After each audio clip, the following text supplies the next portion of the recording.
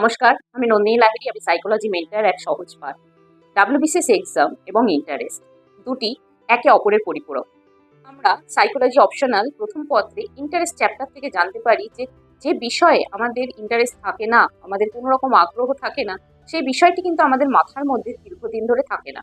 কিন্তু আবার বাস্তবিক দিক থেকেও দেখা যায় যে সবকটা চ্যাপ্টার যে আমাদের খুব আগ্রহের সাথে আমরা পড়তে পারছি, তাকে প্রিপেয়ার করতে পারছি, তা হয় না।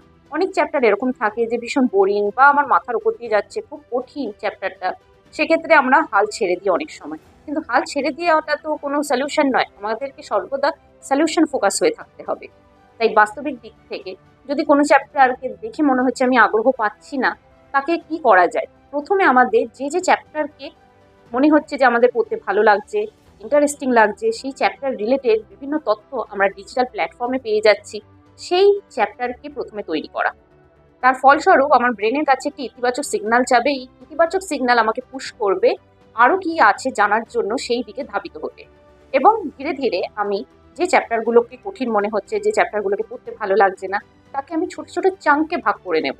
ভাগ করে নিয়ে সেইভাবে পড়াশোনাটা তৈরি করব, যাতে ছোট জিনিসকে আমাদের ব্রেন খুব ইজিলি ক্যাপচার করতে পারে। ছোট তো, সেখানে ঠিক আছে আমি একটু পড়লেই তো এটা মনে থাকবে, বেশি আমাকে খাটতে হচ্ছে না। সেক্ষেত্রে ব্রেন আমাকে সাপোর্ট করবে ওই ছোটটুকুটা ইন্টারেস্ট সহযোগে মনে রাখার জন্য। তো আমাদের ডাব্লিউবিসিএস এক্সামের জন্য যেটি খুব কার্যকরী তা হলো আমাদের পেশেন্স এবং আগ্রহ। এই দুটি যদি একসাথে না চলে, তাহলে এই পাহাড় প্রমাণ সিলেবাসকে আমরা কমপ্লিট করতে পারবো না, এবং যেখানে যেখানে হার্ডেলস আসবে আমরা সেখানেই ভেঙে পড়বো।